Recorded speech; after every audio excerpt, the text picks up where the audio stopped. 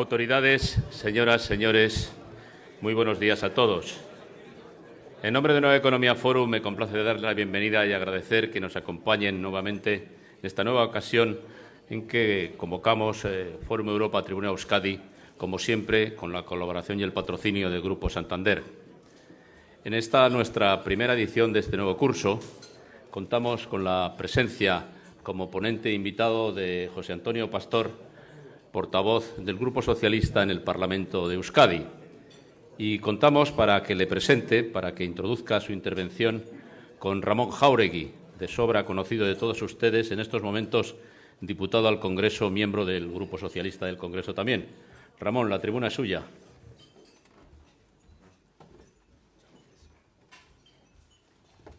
Muchas gracias. Egun on guztioi, jaun Andreok, señoras y señores. Buenos días. Es un placer para mí presentar a José Antonio Pastor. Lo voy a hacer recordando una anécdota que viene al caso. Cuentan que a Bertrand Russell, el filósofo británico, cuando ya tenía muchísimos años, le preguntaron si podía dar un consejo de su filosofía de vida al final de su vida, precisamente. Él dijo que podía hacerlo, que sí, que podía dar no uno, sino tres. Dijo que el primero era no empeñarse en cambiar las cosas que no se pueden cambiar. El segundo era esforzarse por transformar el mundo, por cambiar las cosas que deben de ser cambiadas en favor de la humanidad y del progreso de los hombres. Y el tercero, el más importante, muy británico él, dijo, era no confundir las unas con las otras. José Antonio Pastor creo que es una de esas personas que no confunde las unas con las otras, que sabe lo que es posible y lo que no, que sabe lo que hay que cambiar, que sabe lo que quiere, que sabe lo que dice, que lo dice bien y que dice lo que hace. Yo creo que estas son las palabras con las que mejor puedo presentar a José Antonio Pastor, persona que por su profesión, profesor, tiene un especial interés por la pedagogía expositiva y explicativa de sus ideas y de su acción. Es una persona que se distingue por expresarse de manera siempre muy correcta, muy concisa, muy precisa. Y esta es la primera característica que quiero destacar de él. La segunda, sin duda, José Antonio Pastor nació en Ortuella, como todo el mundo sabe, como diríamos, en el corazón del hierro, pegado a las minas, pegado a una tierra que te hace socialista prácticamente por tu condición de nacer en ella.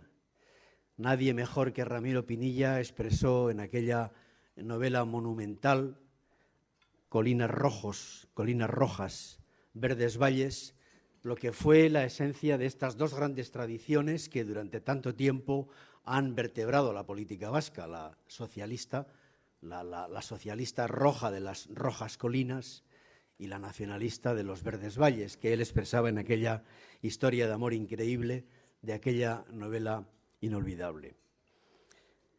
José Antonio Pastor es socialista porque nació allí, en su entorno, en esa familia, en ese mundo del hierro, de la siderurgia, de las minas, de los astilleros, de los bienes de equipo, de aquella industria que agrupaba al socialismo prácticamente de manera natural. Yo les recuerdo como anécdota personal que cuando muy joven todavía, en los primeros años 70, me querían incorporar a la vida del socialismo, me traían a esta especie de expresión del socialismo, me traían los socialistas guipuzcoanos a la calle Goscojales a conocer al padre de Pachi, a Lalo, a Nicolás Redondo. Era como para los socialistas venir a la margen izquierda, era como si para un católico extremeño le llevaran a Guadalupe, por ejemplo, ¿no? Era como realmente la expresión de donde estábamos implantados, lo que era el socialismo vasco. Pues bien, José Antonio Pastor nació allí y, como es natural, se hizo socialista y creo que está encantado de serlo y que no será otra cosa a lo largo de su vida. José Antonio Pastor nació en el 59 y es de esas generaciones, y con esto ya acabo, que se incorporó a la política vasca prácticamente cuando le salían los dientes, porque justamente en esa etapa de su vida empezó a florecer la democracia, a fenecer la dictadura, a construirse el sindicalismo libre y la propia democracia vasca y española. Y por eso, con 18 años, ya se afilió a las Juventudes Socialistas, con 20 años ya se afilió al Partido Socialista, con 20 también ya fue dirigente del sindicato de maestros, de profesores, de la FETE-UGT, con 25 ya era concejal, con 28 ya fue alcalde y lo fue durante 4 legislaturas, 16 años, y con 43 fue secretario general del Partido Socialista de Vizcaya y ahora, con una edad estupenda, y ustedes entenderán que yo se lo diga, con 54 años, está en la flor de la vida. Con él les dejo. Gracias.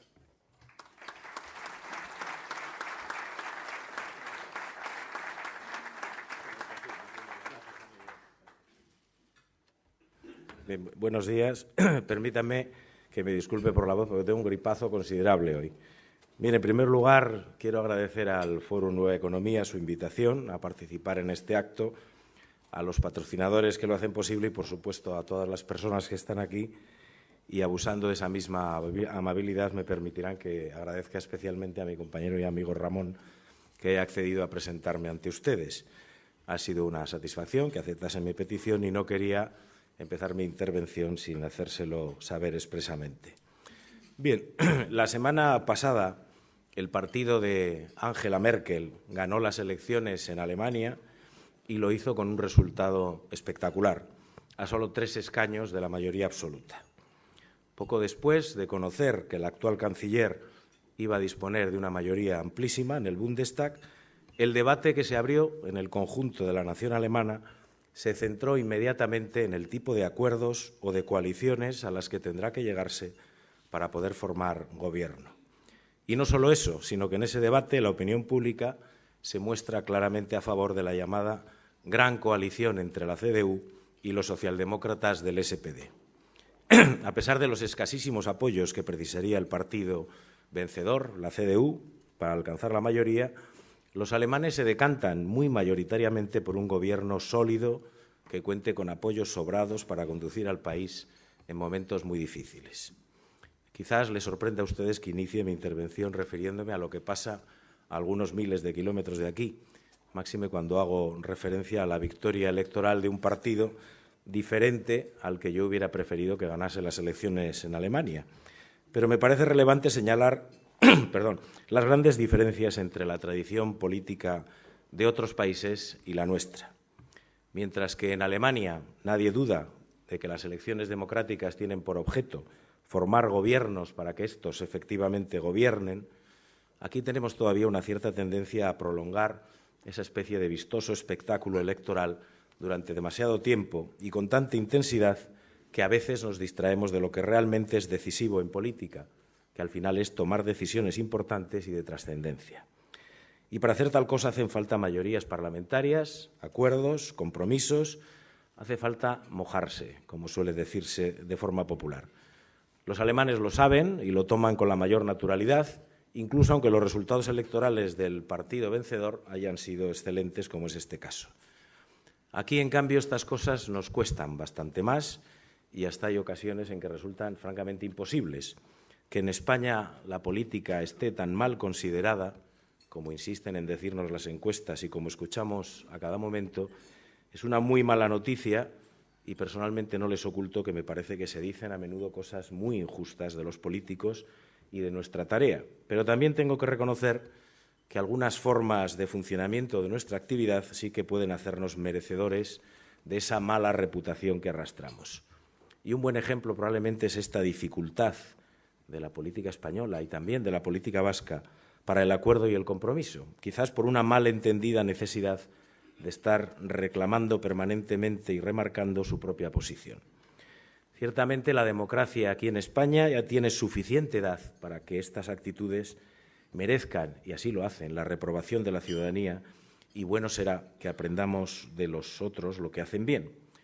Siempre he creído y defenderé siempre que la política democrática es estrictamente un acto de servicio público en el que debe de primar la generosidad y la responsabilidad de quienes nos dedicamos a ella desde cualquier instancia, desde la concejalía del pueblo más humilde, desde la presidencia de gobierno o desde cualquier otro puesto de responsabilidad.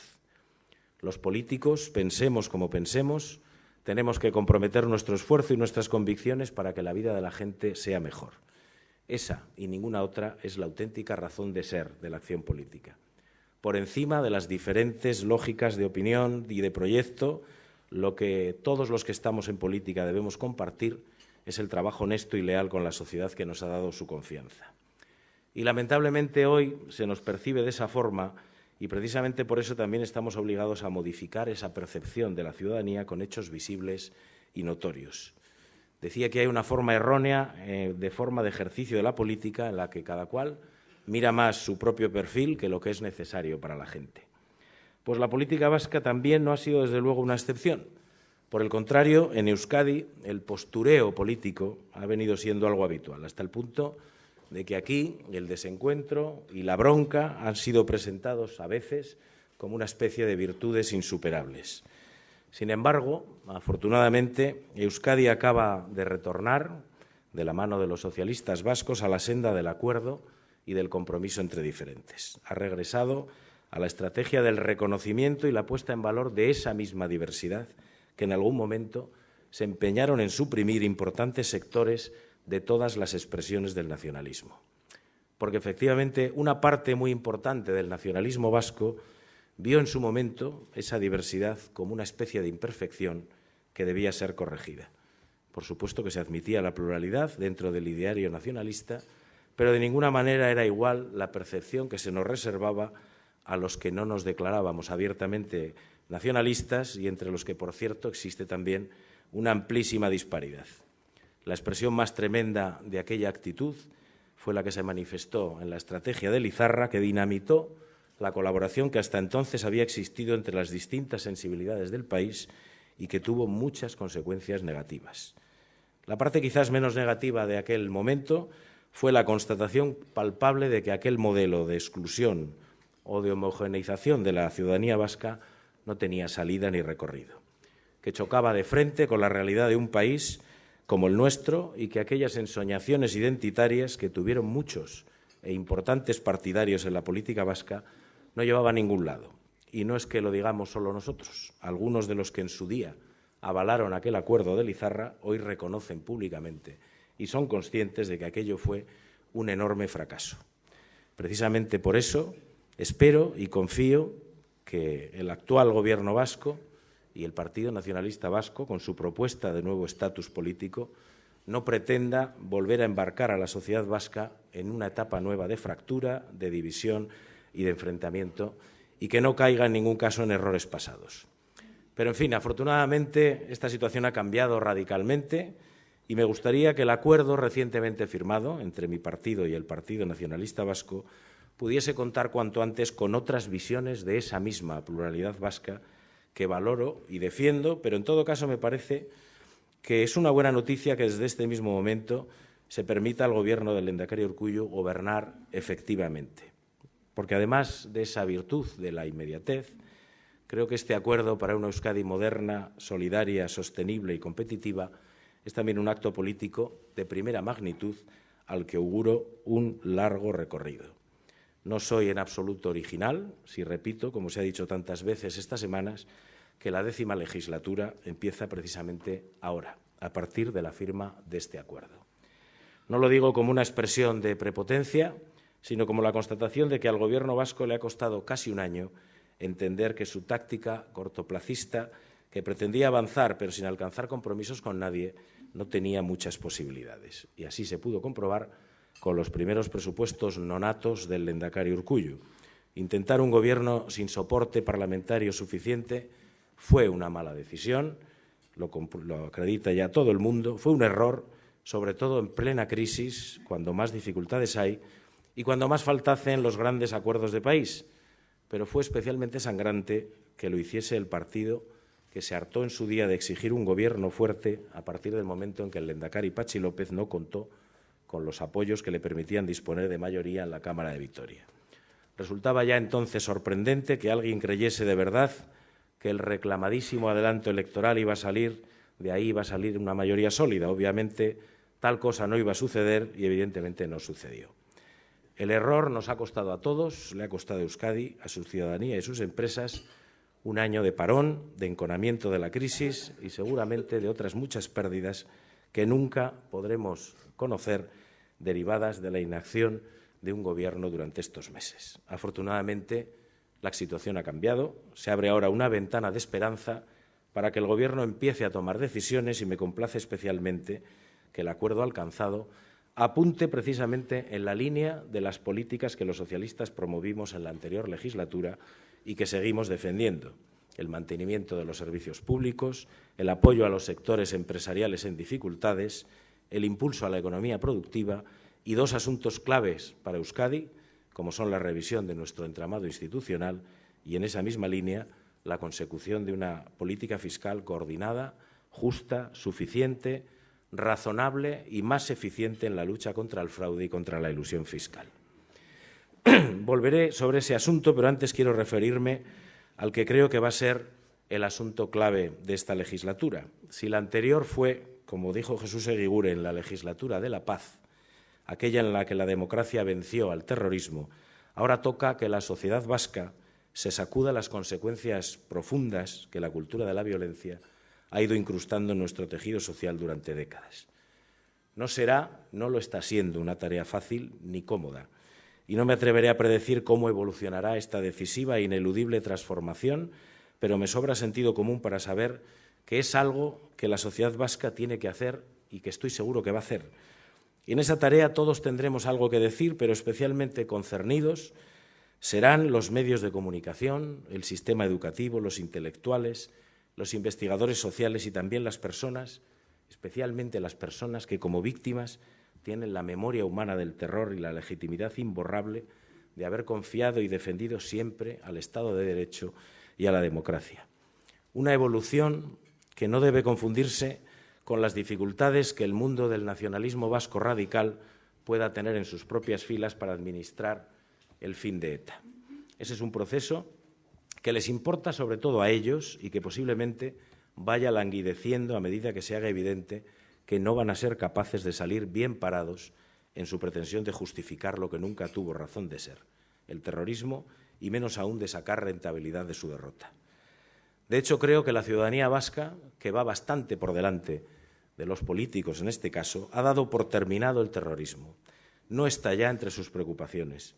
Se ha librado de ese yugo, aunque todavía necesite oxigenarse política y moralmente después de tanto concepto tóxico como hemos venido soportando, que trataba de hacer pasar por expresiones normales en la calle aquello del Gora ETA o el ETA mátalos. El nacionalismo vasco radical sabe ya en el fondo, en el que aún hay gente dispuesta a escuchar sus bravatas, pero que ese tiempo se agota por momentos. Y no quiero desdeñar el peligro de quienes pretenden pasar página sin revisar las más tristes y sangrientas de la historia vasca, pero también creo que el tiempo juega en contra de la manipulación y a favor de la verdad. Siempre es así. Por eso mismo resulta imprescindible que quienes siempre hemos defendido la democracia durante este tiempo nos esforcemos para que fracasen de plano los intentos de quienes pretenden que la paz llegue a Euskadi acompañada del olvido. No podemos permitir que se pretenda pasar de puntillas, esquivando la mirada por un asunto tan incómodo y espinoso, y menos aún que la responsabilidad de ETA se quiera confundir y disolver en un totum revolutum de conflictos, violencias y abusos genéricos, y que en el colmo del ridículo hay quien pretenda que se retrotraigan hasta la guerra civil. Mientras Euskadi construía una democracia, junto con el resto de España, a través de la voluntad popular, un grupo terrorista pretendió imponer su voluntad a la sociedad mediante la amenaza, el terror y el asesinato, y ese grupo contó, además, con apoyos notables. Esa es la verdad, dramática, pero es el relato veraz al que nos tendremos que enfrentar en esta legislatura. La victoria definitiva contra el terrorismo se habrá alcanzado el día en que la vergüenza, el rechazo social y ojalá que también la reflexión personal e íntima de cada cual hagan que nadie se atreva a reconocer públicamente que algún día llegó a pronunciar esos gritos terribles a los que me he referido antes. Para que me entiendan, algo así como lo que pasó en España tras la llegada de la democracia, cuando de la noche a la mañana descubrimos que en España no había habido nunca un solo franquista. Hecha esta alusión a la victoria sobre el terrorismo, permítame que vuelva un momento al pacto firmado entre socialistas y nacionalistas, porque, como ya he dicho, creo que es un acuerdo que va a tener recorrido y, desde luego, que va a suponer la revisión de algunas importantes cuestiones que el País Vasco también tiene pendientes. Es el caso, por ejemplo, de la fiscalidad.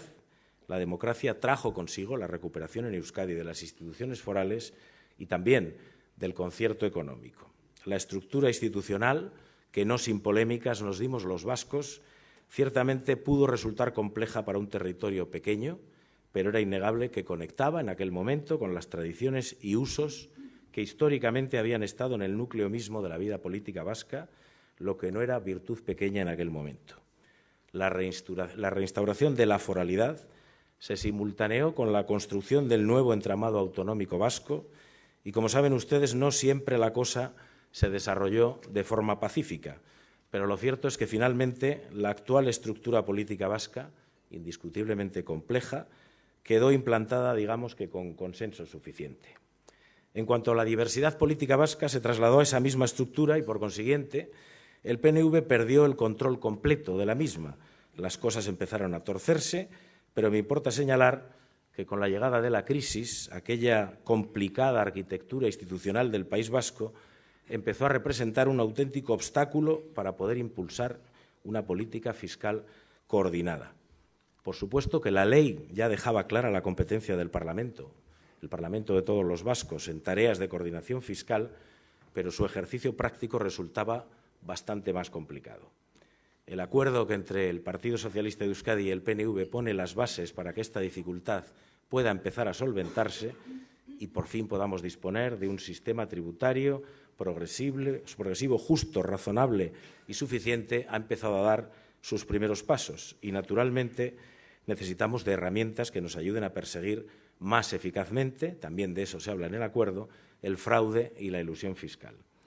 Yo sé que este punto de la fiscalidad ha merecido una especial atención por parte de un segmento de opinión que ha querido hacer ver algo así como que los socialistas pretendemos sangrar a las clases medias y otras falsedades interesadas. Y, evidentemente, es verdad que una reforma fiscal moderada, a pesar de todo, como es esta, en ella habrá personas que tengan que hacer un esfuerzo fiscal mayor.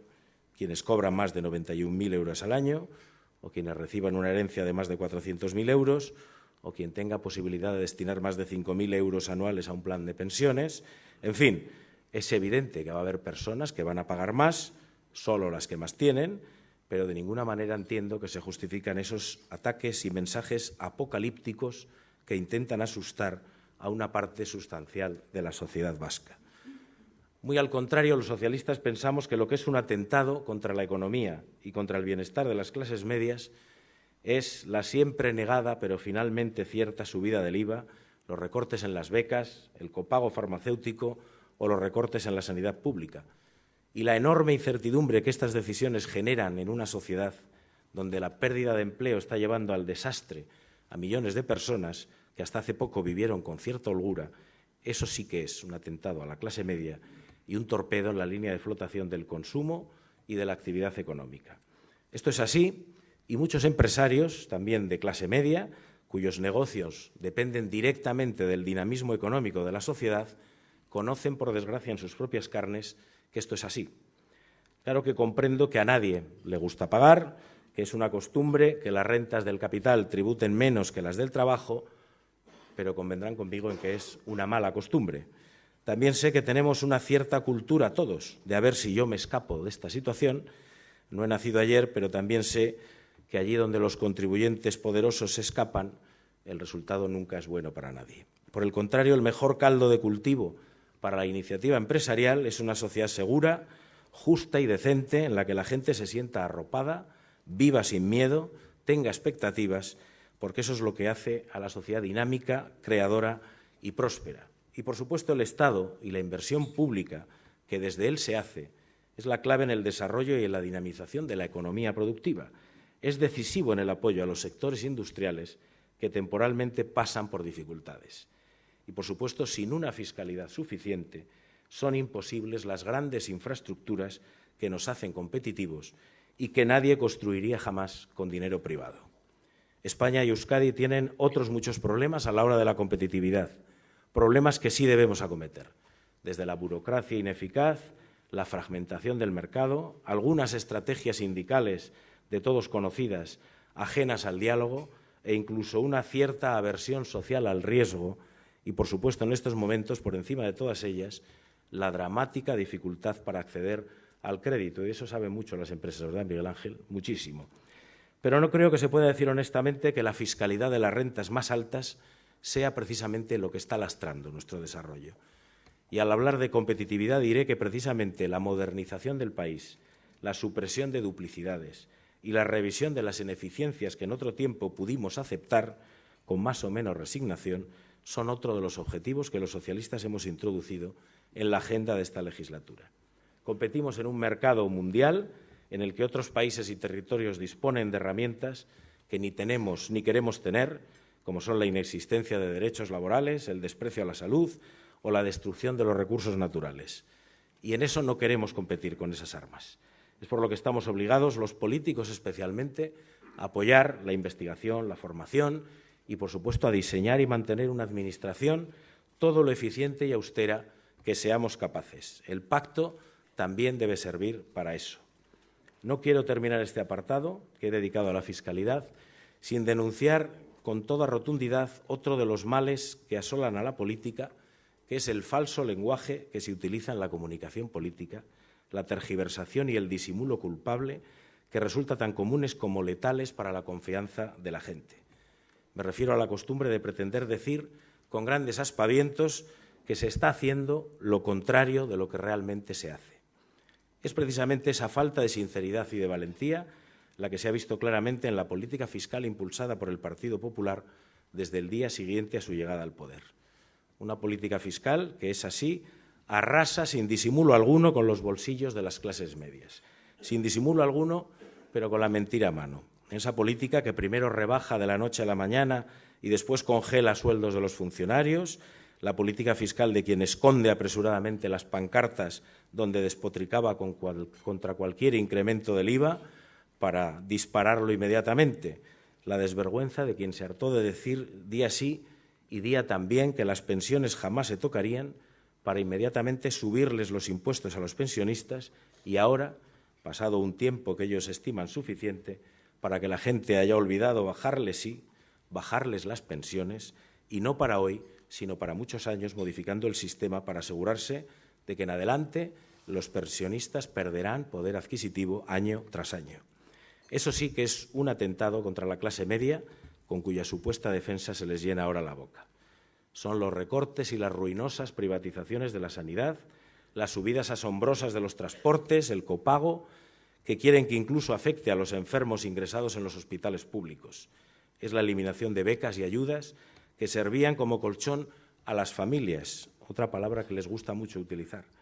Por eso me irrita que esos que actúan así se permitan lanzarnos a los socialistas acusaciones de que estuviéramos escondiendo aviesas intenciones recaudatorias. Y desde luego sí hay una cosa que nos diferencia muy claramente a unos políticos de otros. Mientras unos decimos con claridad y con nitidez lo que pretendemos hacer y por qué lo hacemos, otros engañan, esconden, disimulan y tapan con palabras o titulares lo que evidentemente están haciendo un día sí y al siguiente también. No somos todos iguales, pero cuando veo esas actitudes tampoco me extraña que la credibilidad de la política esté tan baja. Al inicio de mi intervención he agradecido a mi compañero Ramón que hubiera accedido a presentarme hoy ante ustedes y le quiero citar ahora porque quiero referirme a otra de las tareas que la política vasca y la política española tiene por delante, que no es otra que la revisión de la estructura institucional que los españoles nos dimos en la transición. Una revisión que en el seno de nuestro partido precisamente está coordinando Ramón, cosa que les aseguro a ustedes que para mí es una garantía. Nosotros somos muy conscientes de que hay aspectos de aquel diseño de la transición que requieren una profunda y cuidada revisión.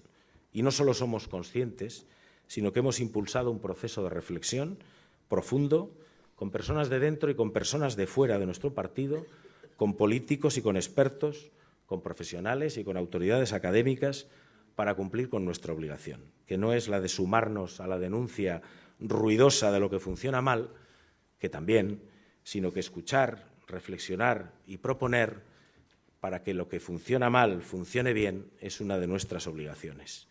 Una obligación que me vuelve a llevar a lo que al inicio de mi intervención señalaba como objetivos reales de la política. Para empezar, en el Partido Socialista somos conscientes de que los primeros que tenemos que cambiar somos los propios partidos políticos. Y obviamente hay una responsabilidad en el deterioro que la opinión pública tiene de la política. Y tiene mucho que ver con nuestro funcionamiento interno también. No el del PSOE solamente, sino el de todos los partidos. Pero, lógicamente, nosotros estamos ocupados del nuestro. Y este mismo mes empiezan los trabajos de la conferencia política que queremos que nos sirvan para cambiar y para mejorar. No nos resignamos a dejar las cosas como están y nos vamos a autoexigir mucho. Tanto que todo el mundo opina, un día sí y al otro también, sobre las primarias del Partido Socialista, que son evidentemente una forma de renovar el funcionamiento del partido. Se insiste en las fechas, se hacen cábalas sobre los candidatos, pero lo que nadie señala, y me sorprende, es que somos el único partido que está impulsando este importante cambio, el único. Sabemos que siempre hemos sido el partido de referencia que impulsa lo que luego se convierte en estándar, pero pocas veces es tan visible como en este caso, que el Partido Socialista está avanzando mientras que los demás se quedan. Es indudable que también el entramado político de España, como el vasco, requiere una revisión en profundidad, una revisión que abarque desde el método de confección de listas electorales, las funciones y composición de las Cortes, especialmente del Senado, y hasta el reconocimiento de alguna forma federal del Estado que tenemos. Hay toda una batería de reflexiones y propuestas que no han nacido de la genialidad ni de la improvisación, sino que han requerido un trabajo de análisis, de estudio y de coordinación del Partido Socialista, del que Ramón sabe mucho.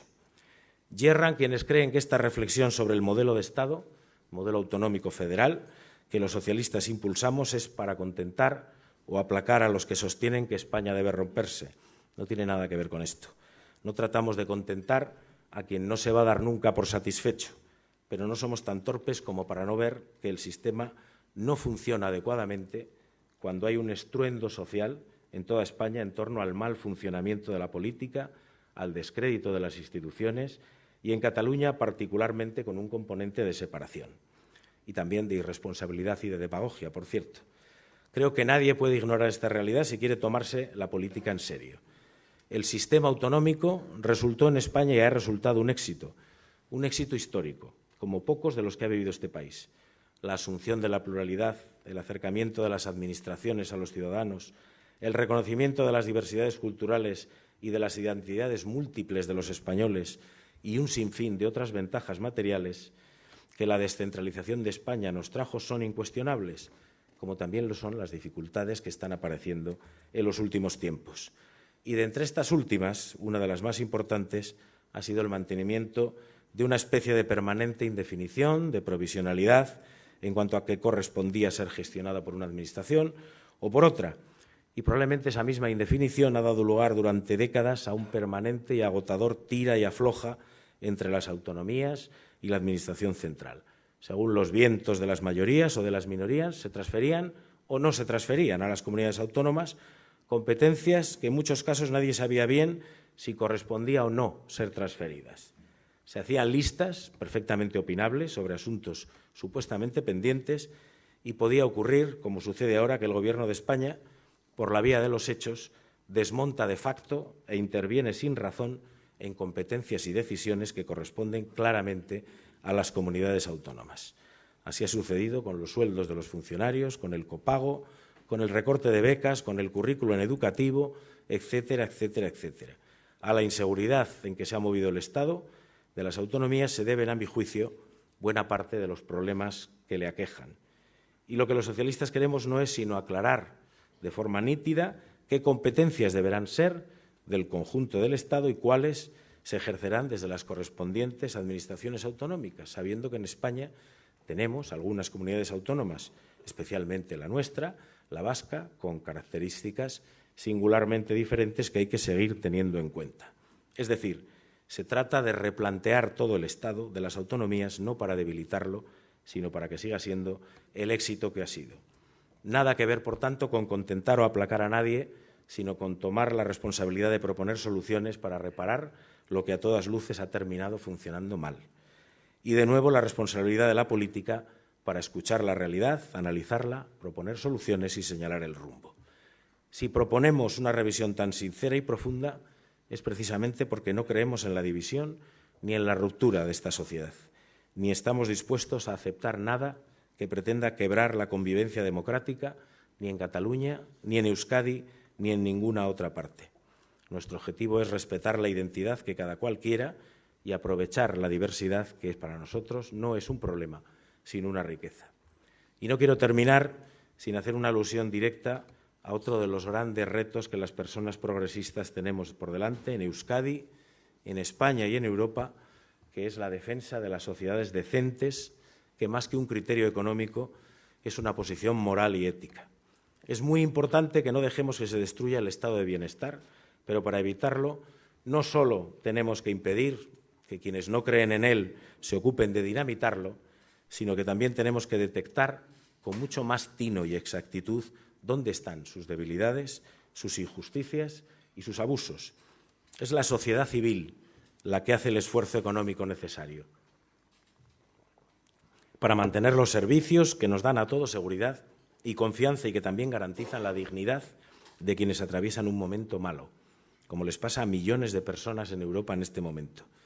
Quienes creemos que debe seguir siendo así, que el estado de bienestar se debe mantener, estamos obligados a que ese esfuerzo colectivo se administre de la forma más eficiente, más limpia y más clara posible, ya que sabemos que a la solidaridad colectiva no le faltarán nunca enemigos, que no seamos quienes la defendemos, quienes les demos excusas para acabar con ella. Nosotros hemos sido y vamos a seguir siendo un partido de referencia en la política vasca. En estos momentos vuelve a ser evidente que es así.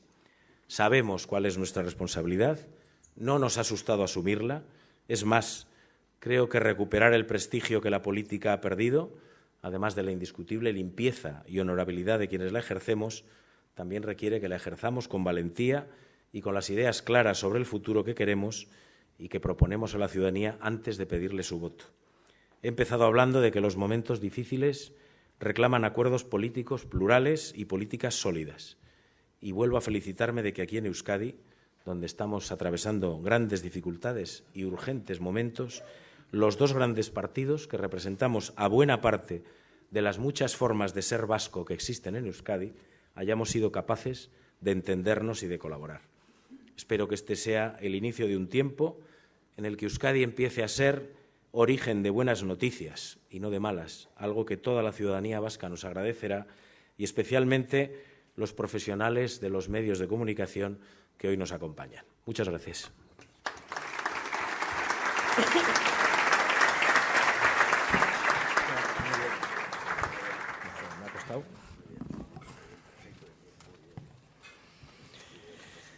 Muchas gracias. Pasamos seguidamente al coloquio, si le parece.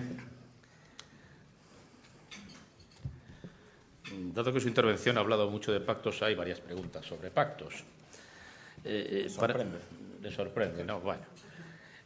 Para empezar por el tema de Alemania que usted ha citado, en Alemania evidentemente hay otra cultura de pactos, pero hay muchas otras cosas que nos diferencian de Alemania en el plano político, ¿no? Hombre, parece evidente que sí, ¿no? Nos diferencia la estructura política del país, la estructura de partidos, la economía, sobre todo, supone una diferencia importante con Alemania y la forma que tenemos de ver Europa también. En este caso creo que en ese sentido, para mal, en el caso de Alemania. En concreto le plantean que ya que ha hecho referencia a Alemania, allí el número de políticos es muy inferior al de aquí. Y en ese sentido no habría que mejorar la eficiencia del sector público antes que subir impuestos. Y le ponen el ejemplo de que privatizar la radio y televisión pública vasca generaría más ingresos o más recursos que la subida de impuestos que han acordado ustedes. Bueno, primero yo quiero desmentir eso de que Alemania tiene muchos menos políticos que España. No es cierto. España no es un país que tenga precisamente excesivos políticos, pero es verdad que se ha generado una especie de leyenda urbana con esa cuestión que no tiene nada que ver con la realidad. Y claro, el ejemplo que usted me pone no me parece que sea precisamente el más feliz, ¿no? Yo creo firmemente que tiene que haber un sector público de comunicación que transmita las opiniones de toda la población, que lo haga con un criterio de objetividad y de pluralidad. Y me parece que bajo ese discurso de la privatización sin fin de todo aquello que ha sido público, pues se esconde al final la destrucción de lo público, del Estado, incluso del estado de bienestar, ¿no? No creo que la solución sea precisamente, en este caso, privatizar la radiotelevisión pública vasca, que hay que mejorar su eficiencia con toda seguridad, que hay que optimizar los resultados y rentabilizar el dinero que se invierte ahí, por supuesto que también. Pero creo que hacemos un mal negocio desde el punto de vista de calidad de la democracia si privatizamos servicios públicos, en este caso como el de la comunicación. Viniendo más hacia aquí, le preguntan si esa hipótesis de un pacto entre el Partido Popular y el Partido Socialista a nivel Estado es un sueño, es imposible. Bueno, hoy por hoy parece que no está muy al alcance de la mano, ¿verdad? Y quizás sería deseable que en algunos temas fundamentales, en algunos temas de Estado, se pudiesen hacer. Y el Partido Socialista no es precisamente el que se ha quedado atrás a la hora de ofrecer acuerdos de país en renovación de la judicatura, de los órganos de poder judicial o en otro tipo de materias como la educación o como la política exterior, pero probablemente la mayoría absoluta de la que dispone el Partido Popular en el Congreso le ha hecho tomar una actitud de mucha distancia respecto a ese ofrecimiento de pacto, y la realidad de la política española, la verdad es que ahora se dibuja en términos de enfrentamiento casi permanente, ¿no? Y yo soy de los que pienso que hay que salvaguardar de esa política de diferencia ideológica, lógica, entre grandes partidos, determinados espacios de encuentro que son importantes para los ciudadanos, ¿no? A los que creo que los políticos tendríamos que mirar más a menudo. Ya viniendo a Euskadi le preguntan o le plantean que su partido ha conseguido desde la oposición algunos objetivos que se planteó cuando ocupaba el gobierno. ¿No es un poco paradójico? Pues sí, pero esas son las paradojas de la política vasca, ¿no? Ese es el país que tenemos. En concreto, la política fiscal fue uno de los empeños del gobierno de Patxi López, pues prácticamente durante toda la legislatura, ¿no? En el 2009 firmamos un pacto de estabilidad en el tema de los impuestos con el PNV y con Hamaika Bat, que entonces gobernaba con ellos en la Diputación de Guipúzcoa, y aquel acuerdo tenía un compromiso de estabilidad en aquel año y también tenía un compromiso de revisar la política fiscal en los próximos años, compromiso que nunca se pudo poner en marcha porque cada vez que el Lehendakari anunciaba o proponía medidas de reforma de la política fiscal se encontraba con la incomprensión, cuando no el desprecio, de las diputaciones forales, en aquel momento todas ellas en manos del Partido Nacionalista Vasco, que no veían oportuno en aquel momento poner en marcha una reflexión sobre la política fiscal o que directamente pensaban que eso era dar oxígeno al gobierno de Patxi López, al que no querían darle ni agua en aquel momento, ¿no? Después las cosas han cambiado. El gobierno vasco del Lehendakari Urkullu se encontró en una situación de debilidad parlamentaria, también acuciado por la situación económica, lógicamente, que sigue siendo mala en Euskadi, aunque siga siendo un poco mejor que en el resto de España, y eso, pasados 9 meses en las que, en fin, perdimos lastimosamente el tiempo, pues fue posible, ha sido posible alcanzar un gran acuerdo con el Partido Nacionalista Vasco que incluye, ahora sí, una reflexión sobre la política fiscal. Es verdad también que el paisaje político de las diputaciones forales ha cambiado sustancialmente desde el 2011, ¿no? El PNV gobierna una diputación, Bildu gobierna otra y el Partido Popular gobierna otra, ¿no? Y, por lo tanto, primero, la necesidad de estabilidad parlamentaria del Gobierno vasco y, segundo, el empeño de los socialistas en seguir manteniendo el mismo criterio que manteníamos en el Gobierno, que las políticas públicas necesitan ingresos para sostenerse y que los ingresos vienen de los impuestos y de la política fiscal, ha hecho posible este acuerdo en política fiscal, que en fin, no es para asustar a nadie. Es una propuesta de reforma fiscal bastante moderada. Probablemente nosotros hubiéramos ido un poco más allá, si hubiera dependido solo de nosotros, pero creo que es una reforma tributaria justa, razonable y muy sensata, y que incluso está todavía algún punto por debajo en presión fiscal de la que existe en territorio común. Pues en relación con el pacto fiscal, le preguntan, dentro de la filosofía de ese pacto que han alcanzado, ¿cuál es el perfil de inversor y profesional cualificado que busca ese pacto para que se establezca en Euskadi? Bueno, el mismo que tiene ahora, el mismo perfil de los empresarios vascos, ¿no? Gente dinámica, emprendedora y con mucha iniciativa empresarial y preocupada por la innovación. Porque este pacto, esta reforma tributaria fiscal, tiene dos partes, ¿no? Por una parte es verdad que sube un poco más a las rentas altas, no toca a la gente que vive de una nómina, pero también es verdad que gran parte de los recursos obtenidos por esa reforma fiscal se destina precisamente a apoyar a la economía productiva, a las empresas sin dificultades, a los autónomos, a los emprendedores. Por lo tanto, se reinvierte en la sociedad. No es que queramos tener un excesivo afán recaudador o que el Gobierno vasco quiera chupar la sangre a los ciudadanos vascos. No, lo que se hace después es reinvertir ese dinero, porque ¿de dónde sale si no el dinero necesario para grandes infraestructuras, como las del metro o como las de los hospitales o como las de las universidades? ¿De dónde salen las ayudas para poner en marcha avales para garantizar liquidez a las empresas o ayudas directas a los emprendedores para montar nuevos proyectos empresariales? De ahí. Y, por lo tanto, el perfil de inversor y de empresario que necesitamos en Euskadi es el que afortunadamente tenemos todavía en Euskadi, ¿no? Que es una gran clase empresarial a la que yo sé que no le ha gustado demasiado la reforma fiscal, pero que también entiende que había que hacer un esfuerzo especial en estos momentos por salir de la crisis. También en esta misma línea le preguntan si no es un poco contradictorio con la idea de que hay que reducir duplicidades y ganar eficacia el propósito de surtir de dinero a los ayuntamientos para que desarrollen políticas de empleo. No, es que yo creo que en momentos de crisis y cuando el problema más importante que tienen los ciudadanos, el más importante, con el que todo el mundo se levanta por la mañana preocupado, es el del desempleo. Y no es que vayamos a solucionar el problema del desempleo, pero supongo que se refiere usted a una de las medidas que aparecen en el acuerdo, que es facilitar la contratación directa a través de los ayuntamientos de determinados colectivos de personas que se encuentran en situación de especial vulnerabilidad. Por ejemplo, la gente joven, parados de larga duración y personas que tienen más de 50 y tantos años y que tienen una dificultad enorme. Ya sabemos que con eso no solucionamos el problema del desempleo, pero es una medida de choque para un momento de especial dificultad que va acompañado además de otras medidas de impulso de la economía y de la actividad económica. Pero sí nos importa que especialmente en aquellos municipios que padecen una tasa de paro muy por encima de la media, y los hay en Euskadi, aquí bien cerquita, en la margen izquierda, puedan tener la posibilidad de ayudar a aquellos que se encuentran en situación de especial vulnerabilidad. Todos son desempleados, pero hay gente que tiene muchos más problemas y muchas menos expectativas de encontrar empleo, ¿no? Entonces, ¿se inyecta dinero público para crear empleo? Claro que sí. Es que esa es una de las obligaciones de la Administración pública. Tirar también de la economía, también en este asunto.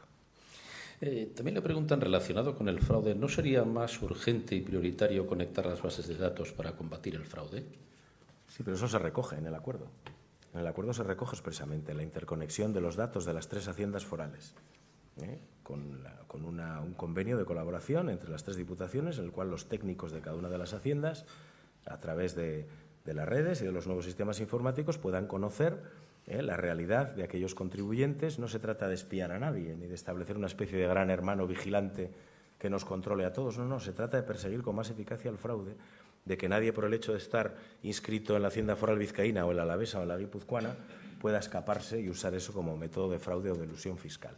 Y eso es una de las medidas que están expresamente recogidas en el acuerdo, que no van a ser probablemente de aplicación inmediata, pero que se van a ir implementando progresivamente para hacer cada vez ese sistema más eficaz. Porque creo recordar que los estudios de la universidad hablaban de aproximadamente 2.500 millones, lo que se nos iba por el desagüe del Estado a través de la gente que defraudaba y que al final nos estaba robando a todos, ¿no? Entonces, hay que exigir ahora a las haciendas forales, a los técnicos de Hacienda, eso es una recomendación que también ahora aparece en el acuerdo, mayor intensidad, mayor eficacia y mayor preocupación todavía para perseguir cualquier bolsa de fraude que se pueda producir.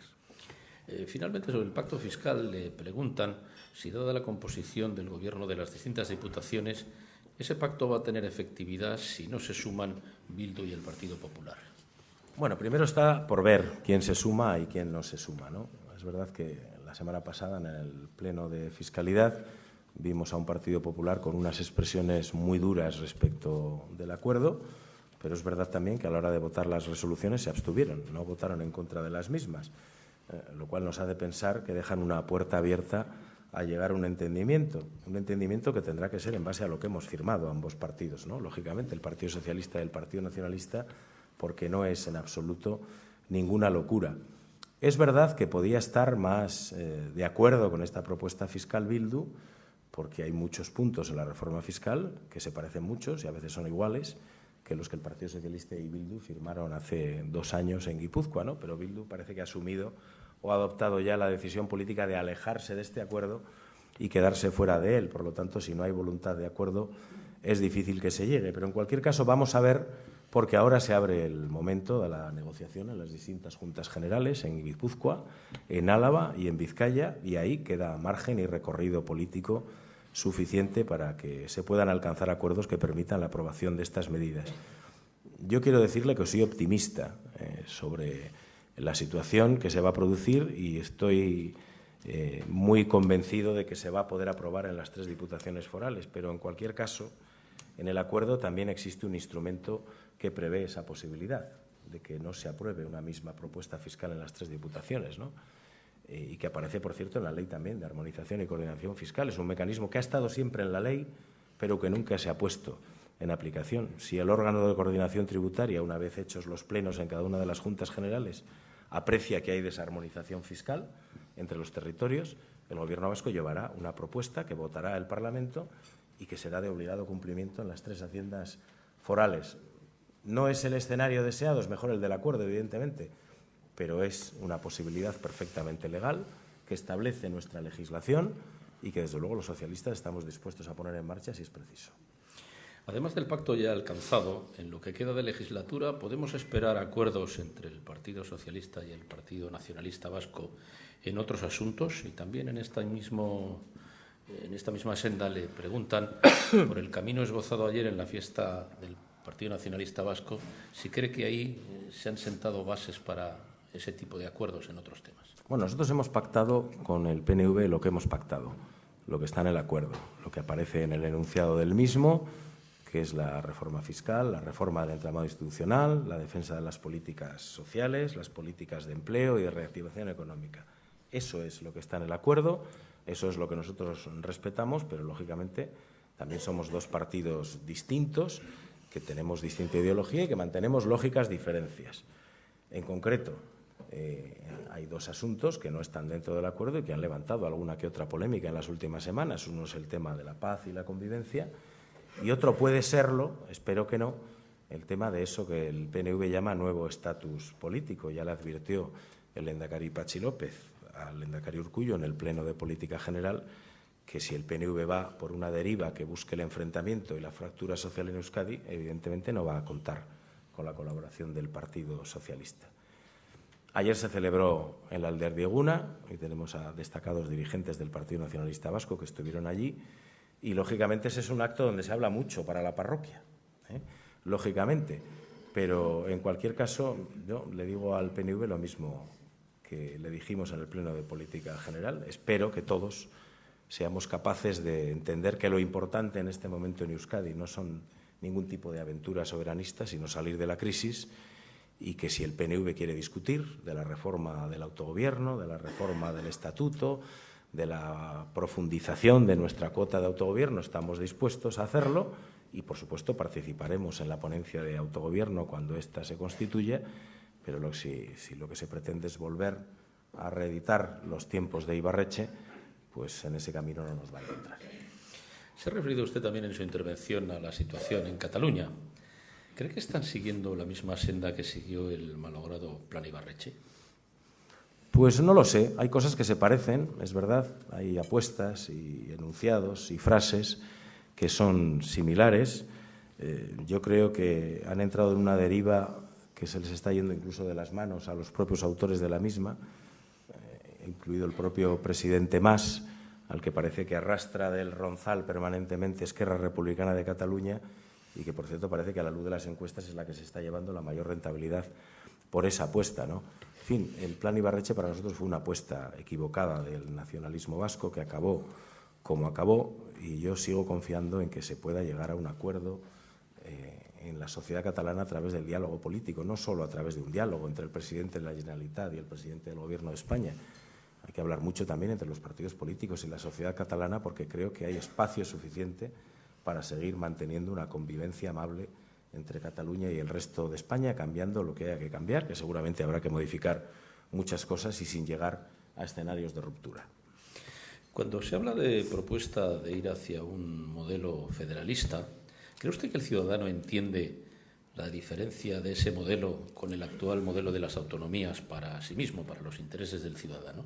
Bueno, eso lo habrá palpado Ramón seguramente en las charlas que ha ido teniendo. Probablemente no hay un conocimiento muy cierto, ¿no?, de las diferencias entre uno y otro modelo, que evidentemente existen, pero bueno, parte de lo que vamos a hacer los socialistas en toda España en la conferencia política es definir ese modelo y después socializarlo entre los afiliados del partido en primer lugar y entre el resto de la sociedad española, ¿no?, para poner en valor lo que nosotros entendemos como ventajas que puede tener ese modelo, que no lo planteamos de forma, no es un Estado federal absolutamente uniforme el que plantea el Partido Socialista, porque evidentemente somos conscientes de que hay diferentes sentimientos de identidad, los hay en Euskadi, los hay en Cataluña, los hay también en Galicia, que tienen que tener adecuado acomodo dentro de ese esquema. Pero es evidente que hay que hacer una tarea de pedagogía importante. En esa misma línea le preguntan que no son muchos los estados federales en el mundo, pero hay varios y son bastante distintos. Sí, claro. ¿Cuál se parece más al que piensan los socialistas para España? Pues yo no lo tengo definido, sinceramente. Probablemente sí. Bueno, eso casi se lo podíamos pasar la respuesta que la haga Ramón, que sabe bastante más de ese tema que yo. Pero sí, probablemente el Estado federal alemán puede tener más puntos de similitud con el modelo, pero tampoco ese es exactamente el modelo. Hablando de cambios, ¿es urgente cambiar la ley electoral? Sí, yo creo que es uno de los temas que hay que abordar, pues, con toda seguridad, ¿no? No sé si es lo más urgente de todo, pero creo que es una de las tareas a abordar por parte de los políticos, y además es una de las tareas que exige un grado de acuerdo tremendo, ¿no? Porque una ley electoral no se puede cambiar así como así por voluntad de un partido político, por mucha mayoría absoluta que tenga, ¿no? Se necesita de voluntad de al menos los dos grandes partidos para que tenga la suficiente sustancia y sobre todo estabilidad para el futuro, ¿no? Y hoy por hoy creo que estamos un poco lejos de esa posibilidad y de ese escenario de acuerdo para abordar una reforma en serio de la ley electoral española. El último comunicado de ETA le muestra que allí persiste una situación de cambio, ¿o le preocupa? Bueno, me parece preocupante, ¿no? Primero por la terminología, segundo porque no acaba de decir lo que todos queremos oír, que es que se va a disolver definitivamente, y después porque sigue manteniendo un discurso del pasado, entre otros, esa parte en la que se muestra orgulloso y reivindica su actuación y su pasado me parece absolutamente vergonzoso, ¿no? Yo creo que le ha tenido que sacar los colores a la gente bien pensante, que entiendo que la tiene que haber en el mundo de Bildu, y que debieran ya haber respondido desmarcándose muy claramente de ese tipo de expresiones, porque de mucho de eso es de lo que hemos hablado y hemos concluido, por ejemplo, en la ponencia de paz, que no había condiciones. Es decir, si no se hace una revisión crítica de lo que se ha hecho, si no se asume el pasado de forma crítica, pues estaremos haciendo una convivencia basada en el olvido, ¿no? Eso lo hemos apreciado en parte en Bildu y por eso no estamos en la ponencia de paz, y parece que el comunicado de ETA de estos días abunda precisamente en eso que me parece un craso error y además un insulto a la sociedad vasca. ¿Le parece un paso atrás?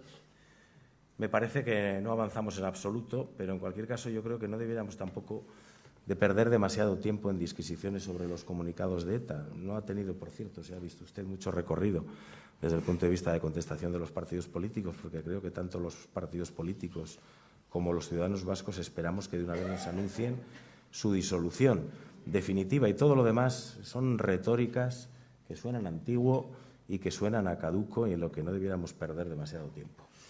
La última pregunta que le traslado es relacionada con otro tema totalmente distinto, pero al que ha aludido usted en su intervención, que es a la reivindicación de sostener el estado del bienestar. La pregunta en concreto es hasta qué punto se está siendo realista con el impacto de la demografía en el sostenimiento del modelo de bienestar. Bueno, yo no coincido con esa expresión creo que fue el rey de Holanda el que dijo se ha terminado el estado de bienestar, ¿no? Yo creo que hay que repensar el estado de bienestar, pero hay aspectos que indudablemente se deben de seguir manteniendo. Es verdad que, como decía también en mi intervención, hay que perfeccionar los mecanismos que permiten sostenerlo. Hay que hacerlo más eficiente, más limpio, más transparente. Hay que evitar burocracias ineficaces. Hay que hacerlo creíble y legitimarlo ante la sociedad. Pero creo que es perfectamente posible, a pesar del incremento demográfico, seguir manteniendo una sociedad decente con un estado de bienestar que es el que ha marcado la imagen de Europa durante muchos años. Muy bien, pues José Ignacio Polidura, su director general y responsable territorial de Banco de Santander, cerrará el acto. Adelante. Buenos días a todos, autoridades, amigos, amigas. Gracias por su presencia en este acto. Bien, tras el paréntesis del verano, hemos retomado estos encuentros y nos satisface ver que lo hacemos con energías renovadas. Quiero agradecer en nombre de Banco Santander, como patrocinador de estos encuentros, a don Ramón Jáuregui su presencia hoy aquí como presentador de este acto y, por supuesto, gracias especiales a don José Antonio Pastor por las palabras que nos ha dirigido esta mañana. Nuestro papel desde Banco Santander como patrocinador de estos encuentros, como he dicho muchas veces, se limita a fomentar cualquier espacio de debate económico que nos ayude a la regeneración económica. No cabe duda que el sector empresarial tiene la llave para reflotar la economía y por eso me alegra contar con la asistencia de tantos empresarios esta mañana. Desde Santander también siempre hemos sido conscientes de ello y por eso ponemos todo nuestro empeño en respaldar con nuestro apoyo la labor de los empresarios y emprendedores, puesto que creemos en ello, en su fuerza y en su iniciativa. El País Vasco posee un sólido tejido empresarial que constituye una de sus principales fortalezas. Por eso, desde nuestra entidad, estamos trabajando en diversas líneas para reactivar este sector con la intención de que no desaparezca ni una empresa más.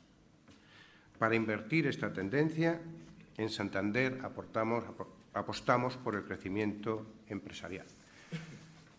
Desde nuestra integración con Banesto se ha optimizado el modelo de gestión de empresas, potenciando las mejores prácticas de ambas redes y reforzando nuestros servicios centrales. Fruto de nuestro compromiso con el empresariado, desde nuestra entidad instrumentalizamos el Plan 10.000, llamado así porque pone a disposición de empresas, autónomos e instituciones 10.000 millones de euros para financiarse. Empresarios y autónomos están beneficiándose ya de esta iniciativa, con la que se pretende que el crédito fluctúe de nuevo entre los emprendedores. En Europa, en España y en nuestro País Vasco, la regeneración de la economía nace del sector empresarial. De ahí nuestro empeño de fomentar la inversión en modernizarse y la internacionalización como raíz de la reconstrucción económica. Muchas gracias por su asistencia.